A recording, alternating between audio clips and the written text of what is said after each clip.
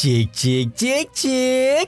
Oke guys, welcome back to Ginosis alias Cakradiva dalam pembahasan alur cerita Perfect World One Miss CG episode ke-174. Harusnya kemarin ya guys ya, ini teh tayangnya siang karena nggak tahu jadwalnya berubah gitu jadi siang kemarin. Jadi Cakradiva teh keburu ada janji gitu sama Presiden Zimbabwe gitu ya guys ya. Jadi baru kebahas sekarang nih.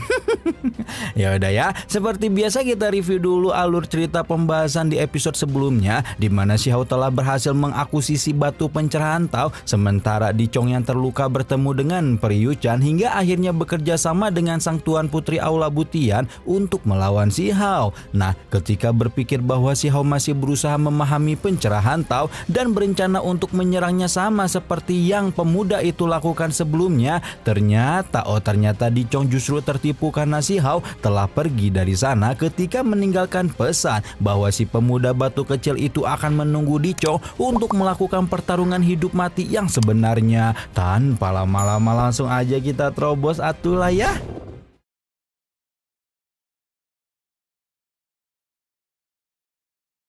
Nah, ceritanya sekarang si Hao ini udah berada di gedung Banjen Alam Kinlin dan menunggu bapak warung memasak antek Dajjal Istana Abadi Burung Pengbesar yang sudah dia buru sebelumnya. Selama berada di dalam warung, semua orang gibah dan bergunjing tentang seberapa menakutkannya Si Hao dan kedua saudara-saudaranya yang merupakan penjahat besar dari pendosa sampai berhasil mengalahkan Raja 6 Mahkota di episode sebelumnya. Sementara orang-orang menggosip Neng Qingyi sudah kelaparan sehingga Si Hao pun meminta pemilik warung untuk segera menyelesaikan burung gepreknya. Nah, baru saja Si Hao memberikan instruksi agar masak dipercepat, tiba-tiba saja raungan marah Di Chong terdengar jatuh dari langit ketika melepaskan ledakan energi dahsyat dan meminta Si Hao keluar untuk melawannya.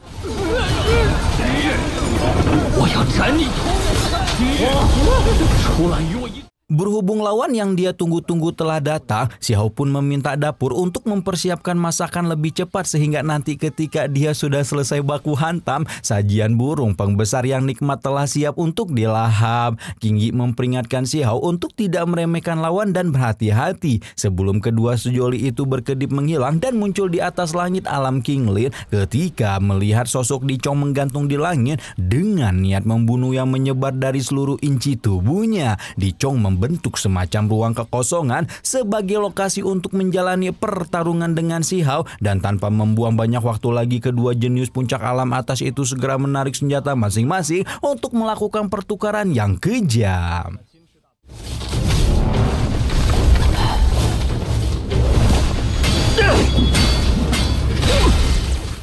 Dua tombak berbenturan dan dua petarung berubah menjadi kilat cahaya ketika bertabrakan di langit, menunjukkan pemandangan mencekam dari pertarungan tingkat dewa yang dapat dilihat oleh semua orang.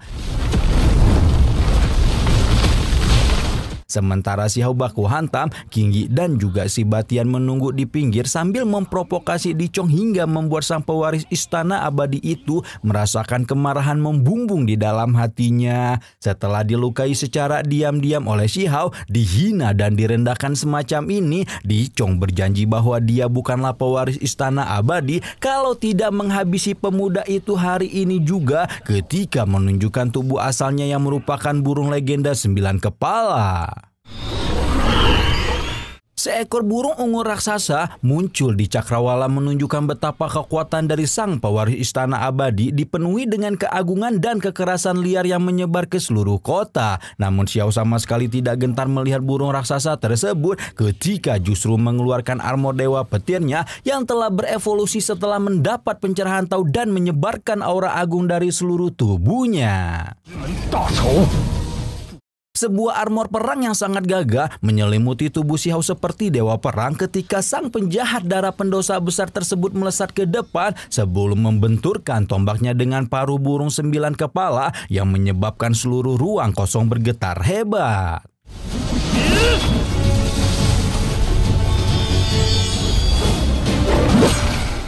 Bahkan King Yi pun terkejut melihat kekuatan Akang yang sama sekali tidak kalah menghadapi konfrontasi langsung dari Istana Abadi. Kendati demikian, mengalahkan Di Chong jelas bukan perkara mudah ketika pewaris Istana Abadi itu bangkit dari kematian sebagai perwujudan Dewa Iblis 9 nyawa yang memiliki 9 keabadian. Baru kemudian Xiao memahami bahwa sepertinya garis keturunan Di Chong memiliki vitalitas yang kuat, bahkan bisa dikatakan memiliki 9 kehidupan. Nah, sebenarnya King Yi bingung kenapa dengan kemampuan Xiao yang luar biasa, pemuda itu bisa membiarkan Di Chong pulih begitu saja. Ternyata Di Chong tidaklah bertarung sendirian, melainkan bertarung dengan dukungan peri Yu Chan di belakangnya.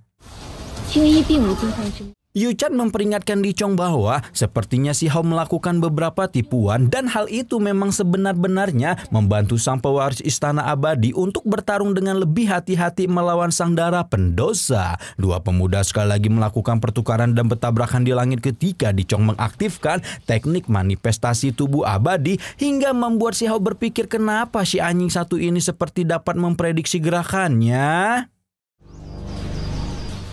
Tidak selesai sampai di situ, Di Chong juga mengeluarkan teknik 9 segel Raja Abadi membuat King Yi buru-buru memperingatkan Xiao untuk berhati-hati karena teknik tersebut merupakan teknik andalan Istana Abadi dengan kandungan hukum Tao di dalamnya. Ketika itulah Di Chong mengeluarkan sebuah kuali raksasa yang merupakan perwujudan teknik segel 9 raja dan membuat Xiao terperangkap di dalamnya. Sampai di sini bahkan si Batian pun merasa agak aneh karena Di Chong seolah dapat memprediksi situasi pertarungan, membuat King Yi segera memutar otaknya mengingat bagaimana Antek Istana Abadi sebelumnya dikendalikan oleh Yu Chan dan membuat istri pertama Xiao itu akhirnya sadar bahwa tubuh pertamanya lah yang membantu Di Chong membawa situasi pertarungan. Hal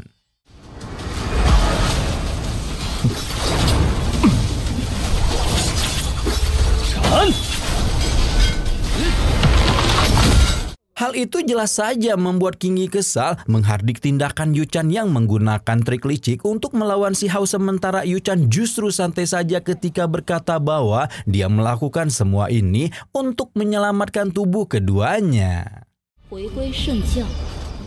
Sekarang Xiao akhirnya paham bahwa Yu Chan menggunakan ikatan dengan tubuh keduanya untuk membaca emosi King Yi, dan dengan hubungan dalam di antara mereka berdua, Yu Chan dapat menentukan apakah Xiao menunjukkan kelemahan untuk memikat musuh atau tidak. Mengetahui Di Chong mendapatkan bantuan dari Yu Chan, Xiao tidak bisa menahan diri untuk ngerosting sang pewaris Istana Abadi.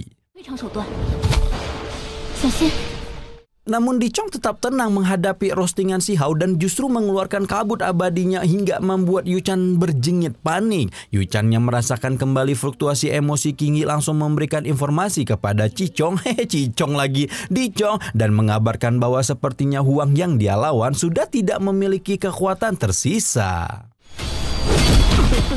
Mendengar instruksi Yu Chan, Di Chong juga tidak mau menunda pertarungan lebih lama, berniat untuk mengalahkan Xiao secepat mungkin dan mengakhiri warisan Dojo Supreme untuk selama-lamanya. Namun ternyata apa yang diprediksi Yu Chan justru meleset karena beberapa saat setelahnya, Xiao menggunakan teknik pusaka reinkarnasi menyelimuti Di Chong dengan untaian daun reinkarnasi yang membuat tubuhnya menua dalam sekejap.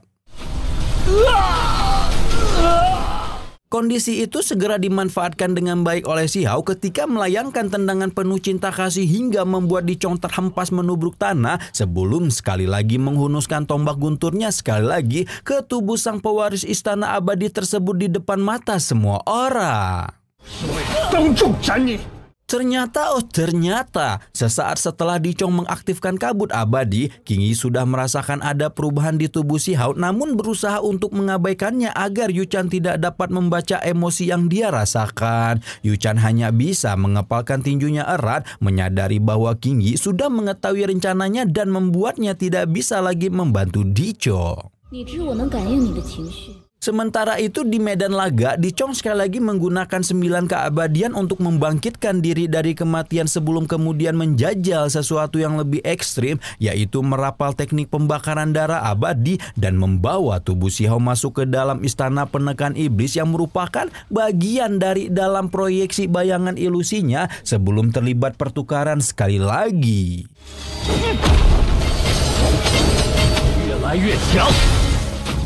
Dua jenius puncak alam atas itu kembali menarik keluar tombak masing-masing sebelum membenturkannya dalam sebuah pertarungan yang menggoncang seluruh ruang kosong. Xiao merasakan jelas bahwa kekuatan Di Chong telah meningkat dalam sekejap mata, di mana hal tersebut disebabkan karena sang pewaris istana abadi telah membakar darah abadinya. Namun sekali lagi, trik ekstrim yang ditunjukkan Di Chong sama sekali tidak membuat Xiao yang sudah mengalami kematian sekali merasa takut, justru balik menantang Di Chong dan melihat sejauh apa pembakaran darah abadi ini bisa bertahan.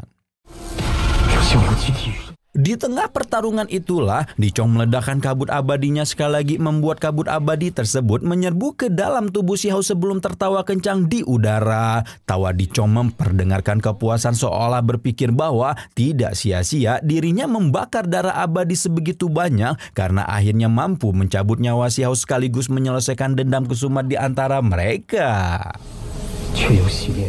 Nah, ketika Di Chong berpikir bahwa Xiao telah dikalahkan itulah, ternyata sang pendosa justru merasakan energi abadi tengah membanjiri tubuhnya, membuat setiap sel serta garis meridiannya sedang diregenerasi dengan ajaib. Dan yang lebih parah membagongkan, limpahan kabut abadi itu justru menyebabkan darah tertinggi Xiao bangkit kembali.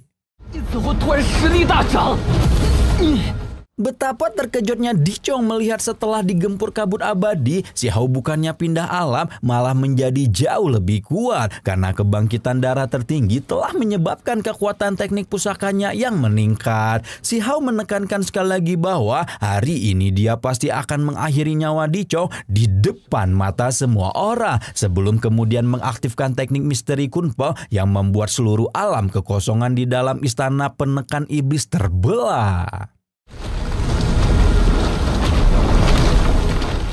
Di Chong melepaskan pusaran energi seperti angin puting beliung, sementara Xiao mengeluarkan bola batu dengan semburat cahaya yang membelah cakrawala. Tepat ketika kedua energi itu bertabrakan, ledakan maha dahsyat mengguncang dunia dan menyebabkan seluruh alam kekosongan menjadi porak-poranda.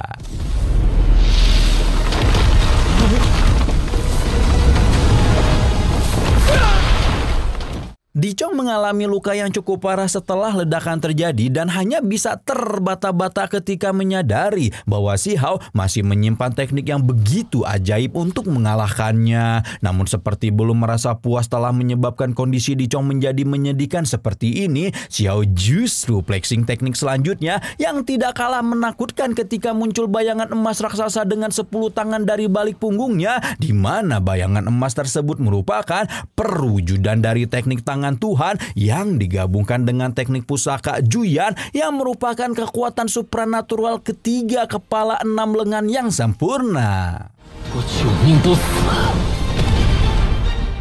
Di sini Di Chong masih bersikap sok keras, mengatakan bahwa dia masih memiliki beberapa nyawa tersisa dan Xiao tidak akan bisa mencabut nyawanya dengan mudah. Namun Xiao dengan keterampilan barunya tampak sangat tenang menghadapi anjing menggonggong di depannya, berkata justru kebetulan kalau nyawa Di Chong masih ada beberapa karena dia bisa menggunakan seluruhnya untuk membalaskan dendam-dendam yang ada di antara mereka maupun dendam yang ada di antara Istana Abadi dan Dojo Supreme. Ketika itulah muncul banyak pedang di sekitar tubuh raksasa sebelum berpindah ke tangan Xiao dan digunakan untuk menebas tubuh Di Chong berkali-kali. Tebasan pertama ditunjukkan untuk membalaskan dendam kepada dojo yang dihabisi dengan begitu kejam oleh petinggi aliran besar termasuk Istana Abadi, dan tebasan kedua ditunjukkan untuk memenuhi perintah gurunya Qi Daolin, yaitu membunuh siapapun yang menjadi pewaris Istana Abadi.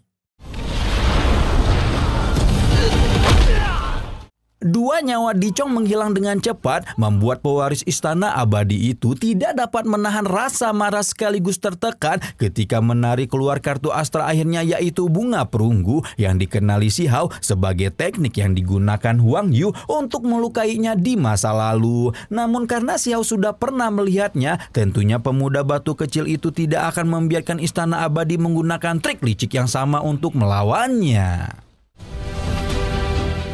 Si Hao dengan begitu santai menangkap kotak logam bunga perunggu yang melesat ke arahnya sebelum kemudian sekali lagi menarik keluar pedang dewanya dan bersiap untuk melepaskan tebasan terakhir demi menghabisi sang pewaris istana abadi. Dicong masih berusaha melakukan semua yang dia bisa ketika melepaskan darah abadi tercemar perunggu dan membentuk sulur ungu raksasa dengan logam ungu berat yang melesat ke arah Si Hao. Si Hao di sisi lain mengayunkan pedangnya dengan begitu tenang seolah menganggap Dicong sebagai lampu yang hampir kehabisan minyak. Baru setelah Dicong benar-benar habis bensin, Si Hao sekali lagi memunculkan bunga perunggu dan mempersilahkan sang pewaris istana abadi menjajal triknya sendiri hingga akhirnya...